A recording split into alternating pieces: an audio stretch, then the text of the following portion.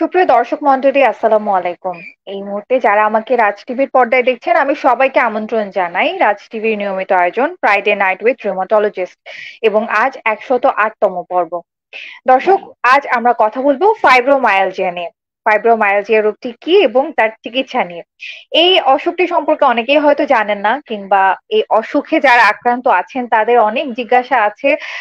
অনেকের সচেতনতা কম।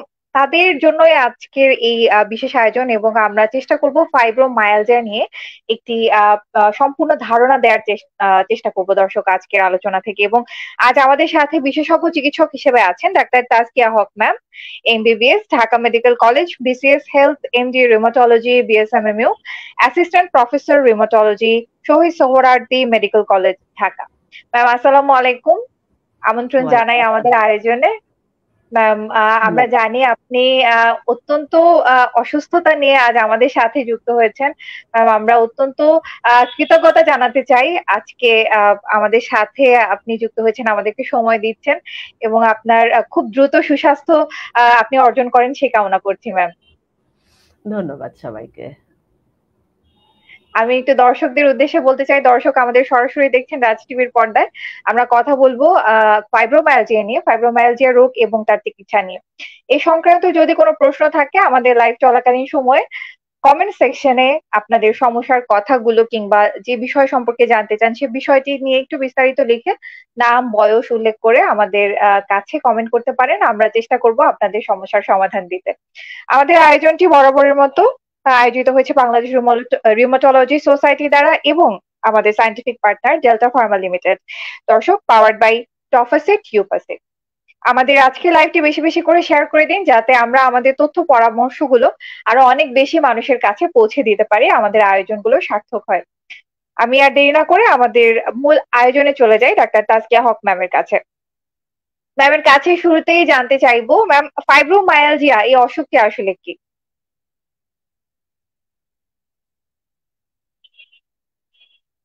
বলতে আমরা আমাদের শরীরের ব্যথা সংক্রান্ত খুব সহজেই বোঝা যাচ্ছে, যেহেতু রিউমাটোলজিস্টদের প্রোগ্রাম। আমাদের শারীরিক ব্যথার একটি রোগ হচ্ছে ফাইব্রোমায়ালজিয়া, যার মূল উপসর্গ হচ্ছে শরীরের ব্যথা। তবে নামটা খুব পরিচিত না হওয়ার কারণে হয়তো অনেক ক্ষেত্রে অনেক রোগী যারা এই রোগে আক্রান্ত তারাও রোগটির নাম সম্পর্কে হয়তো সচেতন নন। এমনকি কোনো কোনো ক্ষেত্রে হয়তো চিকিৎসকরাও সঠিকভাবে এই রোগটি নির্ণয়ের মাধ্যমে রোগীকে সচেতন করার যে দায়িত্বটা, সেই দায়িত্বটা পালনে অনেক সময় দেখা যায় যে সবসময় সক্ষম হন না, যার কারণে ফাইব্রোমায়ালজিয়া এই রোগের নামটি হয়তো সাধারণ রোগীদের কাছে খুব পরিচিত কোনো নাম নয়। তো আমি যদি একটু ব্যাখ্যা করে বলতে চাই যে ফাইব্রোমায়ালজিয়া বলতে আসলে আমরা কোন রোগটাকে বুঝি। ফাইব্রোমায়ালজিয়া নামের মধ্যে ফাইব্রোমায়ালজিয়া, মায়ালজিয়া মানে হচ্ছে মাংসে ব্যথা। আর ফাইব্রো নামটা এখানে এই কারণে এসেছে যে এই রোগের মূল উপসর্গ হচ্ছে আসলে আমাদের শরীরের মাংস এবং শরীরের যে নরম অংশগুলো, হাত পায়ের শরীরের যে নরম অংশগুলো, অর্থাৎ হাড় অথবা জয়েন্ট, এই হাড় অথবা জয়েন্ট ব্যতীত অন্যান্য আমাদের যে শারীরিক যে কাঠামোগুলো থাকে, মূলত মাংসপেশি যেখানে গিয়ে হয়তো আমাদের হাড়ের সাথে সংযুক্ত হচ্ছে, ঠিক সেই নরম অংশগুলো, যেটাকে আমরা আমাদের মেডিকেল টার্মে বলি সফট টিস্যু, মানে সেখানে কোনো হাড়, জয়েন্ট, বোনস, গিট, এই অংশগুলো আক্রান্ত হয় না। কিন্তু এই অংশগুলো ছাড়া আমাদের শরীরের মাংসপেশির ব্যথা হয়, এবং সেই ব্যথাটা দেখা যায় শরীরের কোনো নির্দিষ্ট একটি বা দুইটি জায়গায় না হয়ে সমগ্র শরীর জুড়ে থাকে। অর্থাৎ দেখা যায় যে একই সাথে হয়তো রোগীর ঘাড়ে ব্যথা, মাথা ব্যথা, হাতে পায়ে ব্যথা, অর্থাৎ যখন এই রোগীরা যখন আমাদের কাছে আসেন তখন ওনারা ঠিক সুনির্দিষ্ট করে একটা বা দুইটা জায়গায় ব্যথা চিহ্নিত করতে আসলে সক্ষম হন না। একই সাথে ফাইব্রোমায়ালজিয়া রোগটার মধ্যে শারীরিক ব্যথার সাথে সাথে অন্যান্য কিছু বাড়তি উপসর্গ রোগীদের মধ্যে দেখা যায়। যেমন বেশিরভাগ রোগীদের ক্ষেত্রে হয়তো ঘুমের সমস্যা থাকতে পারে এর সাথে। একই সাথে ওনাদের মানসিক কিছু সমস্যা, কারো কারো ক্ষেত্রে হয়তো বিষণ্ণতা, কারো কারো ক্ষেত্রে অতিরিক্ত উদ্বিগ্নতা, কারো কারো ক্ষেত্রে হয়তো অন্যান্য কোনো মানসিক রোগের রোগী হতে পারেন ওনারা। এই ধরনের কিছু সিমটম এবং আরো কিছু নন স্পেসিফিক সিমটম, অর্থাৎ হয়তো কারো মাথা ব্যথা, কারো পেটে ব্যথা, অর্থাৎ গায়ে হাত পায়ে, আমি যদি সহজভাবে বলতে যাই, শরীরের ব্যথা, হাতে পায়ের ব্যথার সাথে ঘুমের সমস্যা এবং মাথা ব্যথা, পেটে ব্যথা, এই ধরনের কিছু আরো কিছু লক্ষণের সমষ্টি হচ্ছে আসলে ফাইব্রোমায়ালজিয়া রোগটি। অসংখ্য ধন্যবাদ ম্যাম, খুব চমৎকার ভাবে ফাইব্রোমায়ালজিয়া অসুখটি কি সম্পর্কে আমাদেরকে জানিয়েছেন। এই অসুখটি আসলে কেন হয় ম্যাম? এই যে বললেন যে আসলে শরীরের বিভিন্ন অংশে ব্যথা হচ্ছে, এর সাথে মানসিক কিছু স্বাস্থ্যগত সমস্যার একটা কোথাও যেন একটা কানেকশন আছে, এই বিষয়গুলো আসলে কেন হচ্ছে?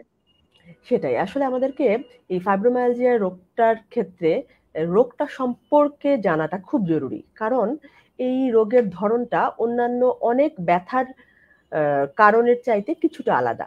অর্থাৎ আমাদের অন্যান্য যেসব বিভিন্ন রকমের বাত ব্যথা হয়, সেগুলোতে দেখা যায় আমাদের শরীরের হাড়ে, কোথাও হয়তো জয়েন্টে, কোথাও হয়তো মাংসপেশিতে বিভিন্ন রকমের ইনফ্ল্যামেশন বা প্রদাহ হয়।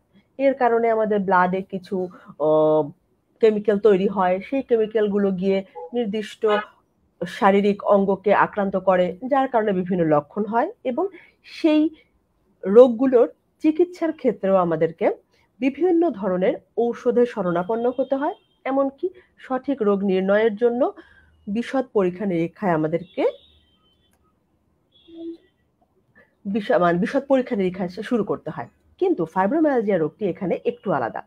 এই রোগটির মূল ঘটনাটা হচ্ছে আমাদের ব্যথার যে অনুভূতি, অর্থাৎ আমরা জানি আমাদের যে কোনো রকমের অনুভূতি, বোধ, শারীরিক কোনো কষ্ট আমরা আসলে কিন্তু আমাদের ব্রেইন দিয়ে সেন্স করতে পারি। হ্যাঁ, এটা আমরা যে কোনো মানুষই আমরা জানি যে আমাদের কোনো ব্যথার অনুভূতি, এই ব্যথাটা আমাদের শরীরের যেখানেই হোক, এই অনুভূতিগুলো অর্থাৎ আমাদের এই নার্ভের অনুভূতিগুলোকে কন্ট্রোল করে হচ্ছে আমাদের ব্রেইন। ব্যথা হচ্ছে আসলে আমরা জানি ব্যথা কি, ব্যথা হচ্ছে কিন্তু কোনো সুনির্দিষ্ট ব্যথা দেখা যায় না, ছোঁয়া যায় না, ধরা যায় না। অর্থাৎ ব্যথা হচ্ছে একটি অনুভূতি, অর্থাৎ আমার শরীরে কোনো একটা সমস্যা হচ্ছে, যার জন্য লক্ষণটা হচ্ছে ব্যথা। অর্থাৎ সেটা শুধুমাত্র কিন্তু যার ব্যথা তিনি শুধুমাত্র অনুভব করতে পারেন। অর্থাৎ ব্যথা সম্পূর্ণভাবে আসলে আমাদের একটি অনুভূতির একটি নাম। এই ব্যথা আমরা যদি খুব সহজভাবে দেখি আমাদের আশেপাশে, একই মাত্রায় ব্যথায় কেউ হয়তো সেই ব্যথায় অত্যন্ত কাতর হয়ে যাচ্ছেন, আবার কেউ কেউ হয়তো সেই ব্যথাটিকে সহ্য করে দৈনন্দিন সবকিছু করে যাচ্ছেন, হয়তো উনি আশেপাশের লোকজন বুঝতেই পারছে না। অর্থাৎ এই যে আমাদের ব্যথার যে ফিলিংসটা, ব্যথার যে পারসেপশন, কতটুকু ব্যথা হলে, কতটুকু সমস্যা হলে আমি কতটুকু ব্যথা অনুভব করব, এই বিষয়টি প্রত্যেকের ক্ষেত্রে আলাদা। এবং এই টোটাল জটিল প্রক্রিয়াটি আসলে কন্ট্রোল করে আমাদের ব্রেইনের কিছু অংশ। সেখানে নির্দিষ্ট কিছু কেমিক্যাল তৈরি হয়, যে কেমিক্যালগুলো আসলে রিলিজ হওয়ার মাধ্যমে ব্যথার অনুভূতিটা রোগী বোধ করতে পারে যে আমার ব্যথা হচ্ছে। ফাইব্রোমায়ালজিয়া রোগের ক্ষেত্রে আসলে দেখা গেছে শরীরের যেই যেই জায়গায় ব্যথা থাকে, অর্থাৎ সারা শরীরের মাংসে, যেই হাতে পায়ে যেখানেই ব্যথা, স্পেসিফিক ভাবে গবেষণা করে দেখা গিয়েছে যে শরীরের ওই অংশটিতে আসলে রোগটার মূল যে প্যাথোলজিটা, অর্থাৎ রোগের মূল যে কারণটা, সেটা আসলে শরীরের ওই অংশে। অর্থাৎ যার হয়তো হাতে পায়ে ব্যথা হচ্ছে, কিন্তু হাতে পায়ে উনার আসলে মূল সমস্যাটা না, মূল সমস্যা হচ্ছে ব্যথা অনুভবের আমাদের যে ব্রেইনের যে সিগন্যাল সিস্টেম, সেইখানে কিছু পরিবর্তন হয়। অর্থাৎ উনার ব্যথার যে অনুভূতি, ব্যথার যে সেন্স, সেই টোটাল যে ব্যথার যে আমাদের ব্রেন থেকে আমার কোন জায়গায় ব্যথা হচ্ছে, এই টোটাল যে একটা লম্বা পথ পরিক্রম করে আমার ব্যথার অনুভূতিটা হয়, সেইখানে এখানে সমস্যা হয়। তাহলে এটা কেন হচ্ছে? এটা কেন হচ্ছে সুনির্দিষ্ট কারণ আসলে এখন পর্যন্ত আবিষ্কৃত হয়নি। তবে দেখা যাচ্ছে যে যতই আমাদের বিজ্ঞান আধুনিক হচ্ছে, সব রোগের ক্ষেত্রেই আমাদের যে জেনেটিক যে কাঠামোগুলো, তার ভূমিকাগুলো প্রকাশ পাচ্ছে। অর্থাৎ আমাদের জেনেটিক কিছু স্ট্রাকচারে কোনো কারো কারো শারীরিক গঠন, জেনেটিক গঠন এমন হয় যে তাদের ক্ষেত্রে হয়তো ব্যথার অনুভূতিটা অন্যদের চাইতে ভিন্ন হবে। তবে আমাদেরকে মাথায় রাখতে হবে যে এই যে আমি বলছি যে এটা ব্যথার অনুভূতি, তার মানে কি যার ব্যথা হচ্ছে সে আসলে সামান্য ব্যথাকেই অতিরিক্ত ব্যথা বলছে? কখনোই না। উনার ব্যথা ফিল করার যে প্রসেসটা, সেই প্রসেসে ব্যথাটা বেশি ফিল হচ্ছে। অর্থাৎ ওনার ব্যথার অনুভূতিটা বেশি হচ্ছে। এটা কিন্তু উনি নিজে আরোপিত করে অথবা শুধুমাত্র অন্য যে দৃষ্টি আকর্ষণের জন্য যে অল্প ব্যথাটাকে উনি বেশি ব্যথা বলছে আরেকজন বলছে না, ব্যাপারটা একেবারেই তা না। এবং এই কারণে এই রোগের রোগীরা অনেক সময় দেখা যায় যে ওনারা ভুক্তভোগী হন, কারণ যেহেতু যেখানে ব্যথা সেই জায়গায় যখন টেস্ট করে আমরা কোনো কিছু না পাই, অনেক ক্ষেত্রেই রোগী এবং রোগীর লোককে যদি আমরা সঠিকভাবে বোঝাতে না পারি ওনার এই ব্যথার কারণটা, তাহলে হয়তো উনি নিজেও ভাববে যে তাহলে তো আমার তো আসলে শরীরে সমস্যা নাই, ব্যথা কেন হচ্ছে। এমনকি উনার পরিবারের যে লোকজন তারাও হয়তো সঠিক ব্যথার গুরুত্বটা বুঝতে সক্ষম হবে না যখন ব্যথাটা আরো তীব্র আকার ধারণ করবে। অর্থাৎ আমাদের মূল কারণ হিসেবে ব্যথা, ওনাদের সমস্যাটা তাহলে কোথায়? যাদের ফাইব্রোমায়ালজিয়া রোগ তাদের সমস্যাটা হচ্ছে ব্যথার যে আমাদের অনুভূতি তৈরি হয় সেই মেকানিজমে ওনাদের প্রবলেম থাকে, এবং সেই শারীরিক প্রবলেমটার কারণে আসলে ওনাদের বিভিন্ন রকমের শরীরের বিভিন্ন অংশে একই সাথে ব্যথা অনুভূত হয়। অসংখ্য ধন্যবাদ ম্যাম, আমরা খুব চমৎকার ভাবে আসলে জেনে নিলাম এই ফাইব্রোমায়ালজিয়া অসুখের মূল সমস্যাটা কি হয়। ম্যাম, এই যে বিভিন্ন আহ, আহ, অসুখের কথা আমরা যখন আলোচনা করি, আমরা আসলে জানতে চাই যে এই অসুখে কারা বেশি আক্রান্ত হয়। তো এই ফাইব্রোমায়ালজিয়া নিয়ে যখন কথা বলছি, আপনার অভিজ্ঞতার প্রেক্ষিতে একটু জানতে চাই এই অসুখে মূলত কারা আক্রান্ত হচ্ছে, কোন ধরনের রোগী আসলে বেশি দেখছেন ফাইব্রোমায়ালজিয়াতে আক্রান্ত?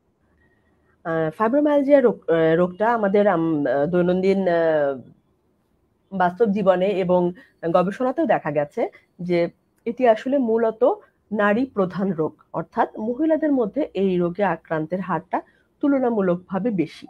আর যদি বয়সের ক্ষেত্রে আমরা বলি, সেটা মোটামুটি, যদিও বলা হয় যে একদম বয়ঃসন্ধি কাল থেকে শুরু করে বয়োবৃদ্ধ কেউই আসলে এই রোগের থেকে আওতামুক্ত নন, তবে তুলনামূলকভাবে 20 থেকে 50-55, মানে মোটামুটি আমরা যেই বয়সটাকে আসলে আমাদের কর্মক্ষম বয়সটা বলে থাকি, সেই বয়সের রোগীরাই বেশি হারে আক্রান্ত হয়ে থাকেন। তবে রেগুলার প্র্যাকটিসে বয়ঃসন্ধিকাল অর্থাৎ 20-এর আগে, এমনকি বয়স হবার পরও বেশ যখন হয়তো উনি কর্মজীবন থেকে বিশ্রাম নিয়েছেন, সেই বয়সের রোগীও আমরা ফাইব্রোমায়ালজিয়া পেয়ে থাকি। ধন্যবাদ ম্যাম। ম্যাম, বলছিলেন যে আসলে এই ক্ষেত্রে ফাইব্রোমায়ালজিয়া অসুখে যেখানে ব্যথা হচ্ছে সেখানে প্যাথোলজিটা আসলে খুঁজে পাওয়া যায় না। এক্ষেত্রে একটা বায়োকেমিক্যাল একটা ব্যাপার থাকে, একটা সিগন্যালিং, ব্রেইনের একটা সিগন্যালিং এর ব্যাপার থাকে। এই পারসেপশনটা আসলে এক এক মানুষের ক্ষেত্রে এক এক রকম। সেক্ষেত্রে ডায়াগনোসিসটা করা কি কঠিন, কিংবা যদি একটু মোটা দাগে জানতে চাই যে ডায়াগনোসিসটা আসলে কিভাবে করা হয় ফাইব্রোমায়ালজিয়া? সেটাই আসলে ফাইব্রোমায়ালজিয়া রোগটা, যে কোনো রোগী আমরা সহজভাবে বলতে পারি যে আসলে রোগের সঠিক চিকিৎসা নির্ভর করে আসলে সঠিক রোগ নির্ণয়ের উপর। কারণ সঠিক রোগটা নির্ণয় করতে না পারলে আসলে আমরা একদম সুনির্দিষ্ট চিকিৎসায় আগাতে পারবো না। তো ফাইব্রোমায়ালজিয়া রোগটি যেহেতু শরীরের বিভিন্ন জায়গায় ব্যথা হয় এবং এই ধরনের ব্যথা অন্যান্য আরো অনেক রোগে হতে পারে, সেহেতু আমাদের এই রোগটাকে স্পেসিফিক্যালি ডায়াগনোসিস করাটা খুব ইম্পর্টেন্ট। তাহলে আমাদেরকে একটু একটু আমরা জানি যে ফাইব্রোমায়ালজিয়া রোগীদের আমরা আসলে রোগীরা কি লক্ষণ নিয়ে আসে, আমরা যখন শারীরিক পরীক্ষা করি বা ইতিহাস নেই, তখন আসলে আমরা কোন কোন বিষয়গুলোতে গুরুত্ব দিই। রোগীরা সাধারণত দেখা যায় যে আমি যেটা একটু আগে বললাম যে শরীরের বিভিন্ন অংশে ব্যথা, এবং সেই ক্ষেত্রে আমরা আসলে যখন শারীরিকভাবে পরীক্ষা করি বিভিন্নভাবে এখানে আমরা রোগীর সম্পূর্ণ শরীরটাকে কয়েকটা ভাগে ভাগ করে বড় বড় দাগের ভাগ, যেমন হয়তো আমরা পুরো হাতের পুরো উপরের অংশ, পুরো পা, পিঠের উপরের দিক, মানে এরকম আমরা বড় বড় জায়গা জুড়ে আমরা রোগীকে জিজ্ঞেস করি যে কোন কোন অংশে ওনার ব্যথা আছে। এরপর আমরা যেই যেই জায়গাগুলোতে ওনার ব্যথা বেশি থাকে, এই ব্যথা এই ফাইব্রোমায়ালজিয়াতে দেখা যায় একই সাথে তাদের টেন্ডারনেস থাকে। টেন্ডারনেস মানে হচ্ছে ব্যথা হচ্ছে যেটা রোগী অনুভব করছে, টেন্ডারনেস মানে আমরা রোগীকে পরীক্ষা করে যে ব্যথার অনুভূতিটাকে তৈরি করছি। অর্থাৎ দেখা যায় আমরা যখন চাপ দিয়ে দেখতে যাই যে ব্যথা আছে কিনা, উনার মাংসের বিভিন্ন জায়গায়, অর্থাৎ আমি আগেই বলেছি এখানে কিন্তু হাড় বা জয়েন্ট আক্রান্ত হয় না, সেহেতু হয়তো নির্দিষ্টভাবে যখন আমরা জয়েন্ট গুলোকে পরীক্ষা করব, দেখবো সেখানে ওনার কোনো ব্যথার অনুভূতি নেই। কিন্তু আমরা যখন মাংসপেশিগুলোকে চাপ দিয়ে দেখতে যাবো, তখন ওনার কিন্তু ব্যথা অনুভব হবে। একই সাথে রোগীদের এই ব্যথাগুলো বিভিন্ন রকম হয়। কারো কারো হয়তো ব্যথাটা জ্বালা পোড়ার মতো হয়, কারো কারো হাত পা কামড়ায়, কেউ কেউ হয়তো বলেন যে হাত পা শিরশির অনুভব হচ্ছে, কারো হয়তো প্রচন্ড ব্যথা হচ্ছে। এক একজন রোগীর ক্ষেত্রে ব্যথার তীব্রতা এবং প্রকাশভঙ্গিটা আলাদা হয়। এই সাথে খুবই গুরুত্বপূর্ণ হচ্ছে রোগীদের ঘুমের সমস্যা হয়, যেটা আমি বললাম। এই ঘুমের বিভিন্ন রকমের সমস্যা হতে পারে, কারো ঘুম আসতে সমস্যা হয়, কারো হয়তো ঘুমানোর পর ঘুমের মাঝখানে হয়তো উনার শ্বাসের সমস্যা শুরু হয়ে যায়, কারো কারো দেখা যায় যে ঘুমের মধ্যে উনার হাত পায়ে হঠাৎ টান অনুভব হচ্ছে, অথবা পায়ের মধ্যে একটা অস্বস্তিকর অনুভূতি হচ্ছে, ওনার ঘুমটা ভেঙে যাচ্ছে। অর্থাৎ ঘুমের বিভিন্ন রকমের সমস্যা হয়ে থাকে এই রোগীদের। একই সাথে আরো কিছু কিছু সিমটম থাকে, দেখা যায় ওনাদের মানসিক মানসিক বলতে আমি বোঝাচ্ছি ওনাদের দৈনন্দিন কোনো কিছু মনে রাখা, কোনো একটি কাজ সঠিকভাবে করা, যে দক্ষতাটা হয়তো ওনার আগেও ছিল কিন্তু এখন হয়তো করতে গিয়ে কেমন যেন একটি অবসাদ, এই ধরনের। এবং ফ্যাটিগ বা অবসাদ হচ্ছে ফাইব্রোমায়ালজিয়ার একটি অত্যন্ত গুরুত্বপূর্ণ সাইন। দেখা যাচ্ছে যে ফ্যাটিগ বা অবসাদের জন্য রোগীকে যখন আমরা জিজ্ঞেস করি, রোগী বলে যে হ্যাঁ, যেই রাত সারা রাত আমি ভালো মতো ঘুমালাম, কিন্তু সকালবেলা ওঠার পর আমার মনে হলো যে আমার ঘুমটা একদম ফ্রেশ হয় নাই, আমার ঘুমটা ঘুমিয়ে আমার তৃপ্ত মনে হচ্ছে না। অর্থাৎ উনার শারীরিক যে সারাদিনের দৈনন্দিন কাজ করার যে স্পৃহাটা, সেই স্পৃহাটা উনি পাচ্ছেন না। উনার একটা অবসাদ, ক্লান্তি, বিষণ্ণতা, এই জিনিসগুলো ভর করে। একই সাথে ফাইব্রোমায়ালজিয়া রোগীদের কোনো কোনো ক্ষেত্রে দেখা যায় হয়তো শুধু ফাইব্রোমায়ালজিয়া না, উনার অলরেডি কোনো রকমের বাত ব্যথার রোগ আছে, সাথে নতুন করে কিছু ব্যথার সমস্যা শুরু হলো, যেই ব্যথাগুলো আসলে হয়তো আমরা উনার ওই বাতের রোগটা দিয়ে ব্যাখ্যা করতে পারছি না। কারণ দেখা যায় যে অন্যান্য রিউমাটোলজিক্যাল রোগগুলো যাদের থাকে, বিভিন্ন রকমের মানসিক রোগ যাদের থাকে, তাদের ক্ষেত্রেও ফাইব্রোমায়ালজিয়ার হারটা সাধারণ রোগীদের চাইতে কিছুটা বেশি। অর্থাৎ তাদের ক্ষেত্রেও আমাদের তখন মাথায় রাখতে হবে যে উনার ক্ষেত্রে এটা ফাইব্রোমায়ালজিয়া কিনা। কারো কারো ক্ষেত্রে দেখা যায় যে হয়তো বারবার হচ্ছে পেটে ব্যথা হচ্ছে, কারো কারো হজমের সমস্যা, যেটা আমরা অনেকেই হয়তো আইবিএস বলে পরিচিত, এ ধরনের হজমের সমস্যা থাকে কারো কারো ক্ষেত্রে। কারো কারো হয়তো বারবার মনে হয় যে ওনার ইউরিন ইনফেকশনের মতো সিমটম হচ্ছে, কিন্তু টেস্ট করে দেখা যাচ্ছে যে না, ওনার ইউরিনের কোনো প্রবলেম নাই, কিন্তু ওনার কাছে ওই ধরনের সিমটম নিয়ে উনি বারবার হয়তো ডাক্তারের কাছে আসছেন। এই ধরনের কিছু সিমটম ব্যথা এবং ঘুমের সমস্যার সাথে দেখা যায়। তখন আমরা যখন সঠিকভাবে, ইতিহাসটা এখানে খুব গুরুত্বপূর্ণ, এবং ওরা শারীরিক পরীক্ষা করে দেখা যাবে যে বিভিন্ন মাংসপেশিতে ব্যথা ছাড়া অন্যান্য কোনো আমরা ফিচার পাবো না। যখন রোগীকে আমরা শারীরিক পরীক্ষা করব, তখন আমাদেরকে মাথায় প্রথম কথা হচ্ছে, প্রথমে মাথায় আমাদের আসতে হবে যে হ্যাঁ, ফাইব্রোমায়ালজিয়া নিয়ে আমি ডিল করছি কিনা, এবং এটার কাছাকাছি আবার অন্য কোনো রোগ আমরা মিস করছি কিনা। এবং কিছু কাছাকাছি বাতের রোগ আছে, আমরা যদি শারীরিক লক্ষণ আমাদের সন্দেহ হয়, সেই পরীক্ষাগুলো করব। কিছু কিছু দেখা যায় নার্ভের রোগের কারণেও এরকম হতে পারে, যদি কিন্তু সেগুলো আমরা আসলে বেশিরভাগ ক্ষেত্রেই রোগীর শারীরিক পরীক্ষা করে আমরা কোনো না কোনো ক্লু পেয়ে যাই যে উনার কি আসলে ফাইব্রোমায়ালজিয়া রোগ, নাকি আসলে সারা শরীরে ব্যথার আরো অন্যান্য যে কিছু কারণ হতে পারে সেগুলো। এরপর আসলে আমাদের পরীক্ষা নিরীক্ষা, যেগুলো আমরা ল্যাবরেটরি টেস্ট বলি। এখানে ল্যাবরেটরি টেস্টের গুরুত্বটা হচ্ছে, যদি আমার সন্দেহ থাকে অন্যান্য কোনো রোগ হলো কিনা ফাইব্রোমায়ালজিয়া না হয়ে, সেই রোগটাকে এক্সক্লুড করার জন্য, অর্থাৎ ওই রোগটাকে কনফিডেন্টলি বাদ দেওয়ার জন্য আমাদেরকে কিছু অল্প কিছু ব্লাড টেস্ট করা প্রয়োজন হতে পারে, যদি আমার মনে হয় যে হ্যাঁ, অন্য কোনো নির্দিষ্ট রোগ ওনার ক্ষেত্রে হতে পারে। তবে সারা শরীরে ব্যথা হলে যা যা কারণ হতে পারে, সব কিছুর ইনভেস্টিগেশন আমাদের এখানে কোনোই প্রয়োজন নাই। দেখা যাবে যে আমরা খুব কনফিডেন্টলি ফাইব্রোমায়ালজিয়া ডায়াগনোসিস করার জন্য অল্প দু একটা ব্লাড টেস্ট করে, যদি আমার শারীরিক লক্ষণ অন্য কোনো রোগের সিমটম না থাকে, তাহলে অন্যান্য কোনো পরীক্ষা নিরীক্ষা না করেও আমরা খুব কনফিডেন্টলি আসলে ফাইব্রোমায়ালজিয়া রোগটি ডায়াগনোসিস করতে পারি।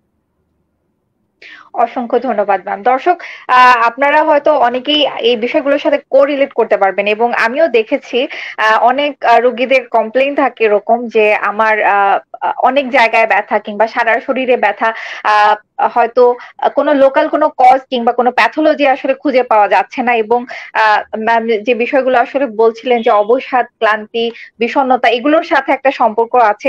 এ ধরনের রোগী কিন্তু আসলে আমরা প্রচুর পাই, এবং আমাদের আশেপাশে অনেকেই আছেন, হয়তো অনেকেই এই বিষয়গুলোর সাথে কোরিলেট করতে পারবেন, এবং তারা এই বিষয়গুলো নিয়ে আসলে খুব উদ্বিগ্ন থাকেন যে আমি কেন আহ আমার রোগ ধরা পড়ছে না কিংবা আমি কেন সুস্থ হচ্ছি না। দর্শক, আমার মনে হয় যে যে কথাগুলো আমরা শুনলাম মাত্র, আমরা এরপর আরো সচেতন হব। এ ধরনের সমস্যা থাকলে অবশ্যই চিকিৎসকের পরামর্শ নিব, এবং চিকিৎসক আসলে সেক্ষেত্রে দেখবেন যে ফাইব্রোমায়ালজিয়া অসুখে তিনি ভুগছেন কিনা। ম্যাম, আমরা এবার একটু যদি চিকিৎসা প্রসঙ্গে আসি, ফাইব্রোমায়ালজিয়া অসুখের চিকিৎসাটার ধরনটা কেমন? সেটাই আসলে ফাইব্রোমায়ালজিয়া রোগটা যেরকম আমরা বললাম যে এই রোগের পেছনের কাহিনীটা আসলে একটু অন্যরকম। অর্থাৎ এখানে কিন্তু আমার শারীরিক লক্ষণের সাথে আমার শরীরের ভেতরকার পরিবর্তনের মধ্যে একটা পার্থক্য আছে। যে আমার হাতে ব্যথা, কিন্তু সমস্যাটা আসলে আমার হাতে না। তো তাহলে এটা চিকিৎসাটার ক্ষেত্রেও আমাদের প্রথম এবং প্রধান গুরুত্বপূর্ণ কাজ হবে রোগীকে সঠিকভাবে ওনার রোগটা সম্পর্কে এডুকেট করা। অর্থাৎ রোগী যখন রোগীকে এই ব্যাপারটা আমাদের বোঝাতে হবে। এখানে ২-৩টা জিনিস আমাদেরকে খুব স্পষ্টভাবে রোগীকে এবং রোগীর লোকজনকে বুঝিয়ে দিতে হবে। প্রথম কথা হচ্ছে ফাইব্রোমায়ালজিয়া সাধারণত দেখা যায় এটা একদম সম্পূর্ণভাবে সেরে যায় খুব কম ক্ষেত্রে। অর্থাৎ এই রোগটার চিকিৎসা পদ্ধতিটা যেহেতু একটু ভিন্ন, রোগটার ধরনটা একটু ভিন্ন, এটা আসলে কিন্তু একদম সেরে যাওয়ার মতো আমাদের টার্গেট থাকে না। তাহলে রোগের ভালো মানে এই রোগটা নিয়ে আমরা আশ্বস্ত করব রোগীকে কোন ক্ষেত্রে? এই রোগের ক্ষেত্রে আশ্বস্ত করবার যেটা আসলে আমাদের সবারই প্রথম চিন্তা থাকে যে আমার এই রোগটা কি খারাপ কিছু কিনা, অথবা লম্বা সময় ধরে এই ধরনের ব্যথা থাকলে এখান থেকে অন্য কোনো কিছু হতে পারে কিনা। এই বিষয়গুলোতে আমাদেরকে রোগীকে এবং রোগীর লোকজনকে আশ্বস্ত করতে হবে। কারণ এটি দীর্ঘমেয়াদী রোগ হলেও রোগীকে এটা বুঝতে হবে এটা হয়তো উনাকে মাঝে মাঝে কষ্ট দিবে, কিন্তু এই রোগ থেকে উনার কোনো রকমের জীবনহানি, অঙ্গহানি, উনার শারীরিক কোনো রকমের লস হওয়ার সম্ভাবনা একেবারেই নেই, অন্তত এই রোগ থেকে। তাহলে এই জিনিসটা যখন উনি বুঝতে পারবে যে আমার যে সারা শরীরে এই কষ্ট, কিন্তু আসলে এটা কোনো খারাপ কোনো অসুখ না, এটার জন্য আমাকে দীর্ঘমেয়াদী কোনো ঔষধে যেতে হবে না, এটার জন্য আমাকে বারবার ডাক্তারের কাছে গিয়ে ইনভেস্টিগেশন করতে হবে না। অর্থাৎ কিন্তু আমরা ওই জিনিসগুলো যদি রোগীকে এবং রোগীর লোককে আশ্বস্ত করতে পারি, তাহলেই কিন্তু আমরা এই রোগের চিকিৎসা ব্যয়টা আমরা কমাতে পারবো। কারণ দেখা যাবে যখন রোগী এবং রোগীর লোক যদি রোগটা এবং রোগের চিকিৎসার ধরনটা না বোঝেন, তখন কিন্তু বারবার ওনারা ডাক্তার পাল্টাবেন, বারবার আরেকজনের কাছে যাবেন, কিছুদিন পর যখন আবার ব্যথা হবে আবার আরেকজনের কাছে যাবেন। এটা কিন্তু আসলে যে বারবার চিকিৎসকের শরণাপন্ন হওয়া, এটা কিন্তু অবশ্যই একটি বিভিন্ন রকম ভাবে, আমি আর্থিক বলি, সময় বলি এবং মানসিক বলি, সবভাবে কিন্তু একটা হয়রানি। যেই রোগের ক্ষেত্রে প্রয়োজন নাই সেক্ষেত্রে আমরা বারবার চিকিৎসকের কাছে আসার কথা কখনোই বলবো না।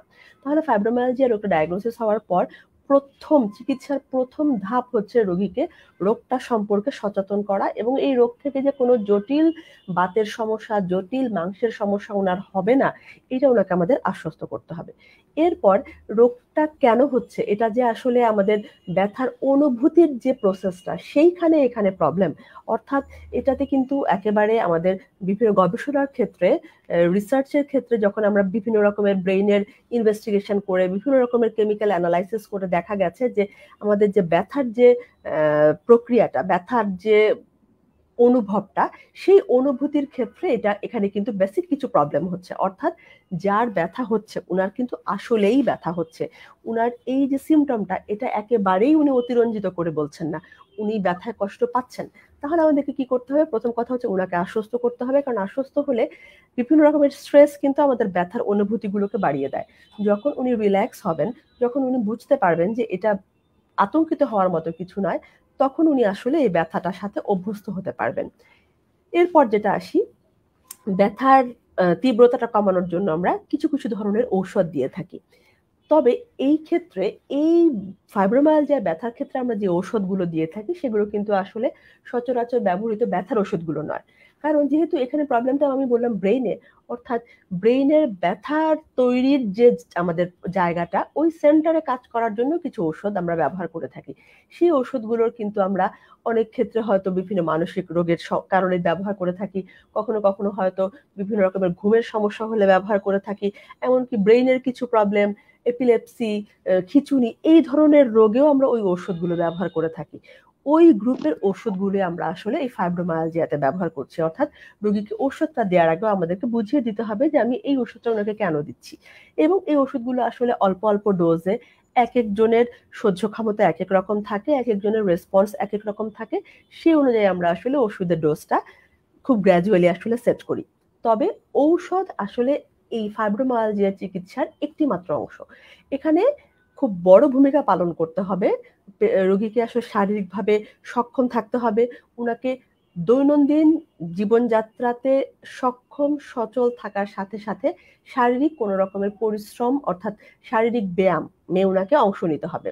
একই সাথে ওনার ঘুমের সাইকেলটা ঠিক করতে হবে। সেক্ষেত্রে আমরা ঘুমের যত রকমের ঘুমের সাইকেল ঠিক করা মানে কিন্তু একেবারে ঘুমের ঔষধ আমরা কখনোই প্রথমে বলি না। ঘুমের ঔষধ আমরা কয়েকটা ধাপ পার করার পর যদি প্রয়োজন মনে করি সেই ক্ষেত্রে নির্দিষ্ট মেয়াদে আমরা দিতে পারি, তবে চিকিৎসকের পরামর্শ ছাড়া না। এরপর ঘুম সঠিকভাবে হওয়ার সাথে সাথে উনার অন্যান্য কোনো রকমের মানসিক কোনো সমস্যায় উনি ভুগছেন কিনা ফাইব্রোমায়ালজিয়া ব্যথার সাথে, সেটার জন্য আমাদের অনেক সময় মানসিক রোগ বিশেষজ্ঞের পরামর্শ নিতে হবে এবং উনার পরামর্শ অনুযায়ী সেই চিকিৎসাটাও চালাতে হবে।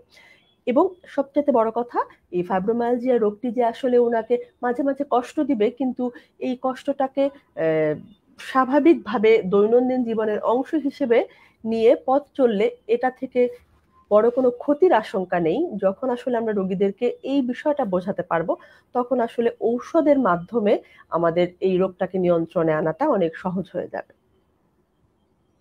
অসংখ্য ধন্যবাদ ম্যাম, ফাইব্রোমায়ালজিয়া রোগের চিকিৎসার ধরন সম্পর্কে আমাদেরকে জানালেন।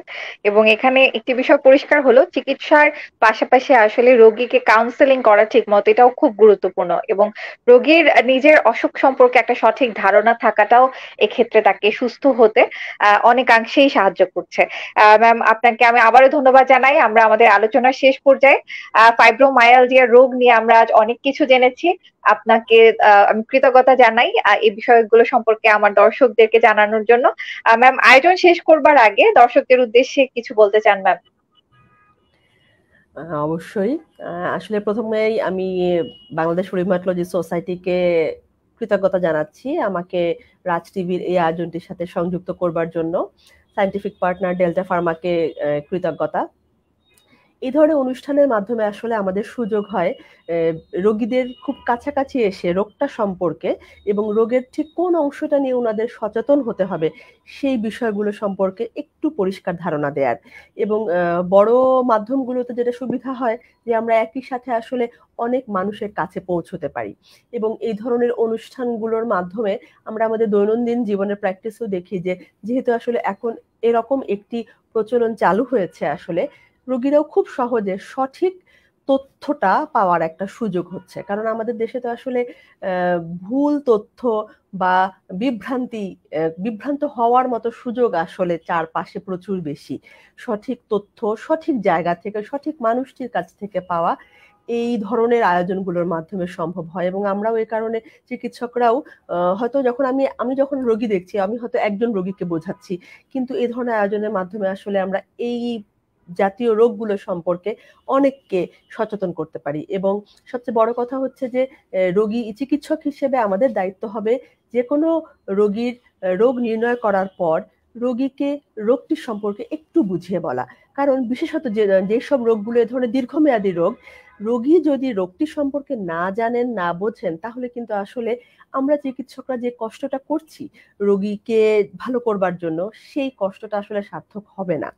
আমাদের কষ্টটা তখনই সার্থক হবে যখন আসলে আমরা রোগীকেও আমাদের সাথে একই সাথে অংশীদার করে যখন রোগটার বিরুদ্ধে যখন আমরা কাজ করব, এবং তখনই শুধুমাত্র আমাদের চিকিৎসা এবং রোগীর যে রোগ নিয়ে তার যে কষ্ট, এই সবকিছু আসলে একটা সুন্দর একটা পরিসমাপ্তির দিকে আগাবে। তো সবাইকে আবার ধন্যবাদ জানাচ্ছি, কৃতজ্ঞতা সবাইকে। অসংখ্য ধন্যবাদ ডাক্তার তাসকিয়া হক ম্যাম। আমাদেরকে এতক্ষণ সময় দেওয়ার জন্য। এবং ম্যাম আসলে খুব সুন্দর কিছু কথা বলেছেন। আমাদের আয়োজনের উদ্দেশ্যই আসলে আমাদের দেশের সাধারণ মানুষ যাতে বিভিন্ন ধরনের অসুখ সম্পর্কে একটা স্বচ্ছ ধারণা থাকে তাদের, রোগী হিসেবে যতটুকু জানা দরকার নিজের অসুখ সম্পর্কে সেইটুকু ধারণা যেন তাদের থাকে। এবং সেই সাথে চিকিৎসা ব্যবস্থার উপর যে আস্থাটা আছে আমাদের রোগীদের, সেটা যাতে ফিরে আসে এবং আমরা সবাই যাতে সবাই মিলে ভালো থাকি, সুস্থ থাকি, একটা সুন্দর জীবন যাপন করতে পারি এবং দেশের উন্নতিতে অবদান রাখতে পারি। দর্শক, আমাদের সাথে থাকার জন্য আপনাদেরকে ধন্যবাদ জানাই। পরবর্তী আয়োজন দেখার আমন্ত্রণ জানাই এবং আমাদের আজকের আয়োজন শেষ করবার আগে বলে দিতে চাই, আমাদের আজকের আয়োজনটি আয়োজিত হয়েছে বাংলাদেশ রিউমাটোলজি সোসাইটি দ্বারা এবং scientific partner Delta Pharma limited, powered by টফাসি টিউপাসেট। দর্শক, সঞ্চালনায় ছিলাম আমি ডাক্তার শারমিন নাহার স্বর্ণা। আজকের মতো এখানেই শেষ করছি। ধন্যবাদ সবাই। You are watching Raj TV, Jagorone, Bangladesh. Please subscribe our channel.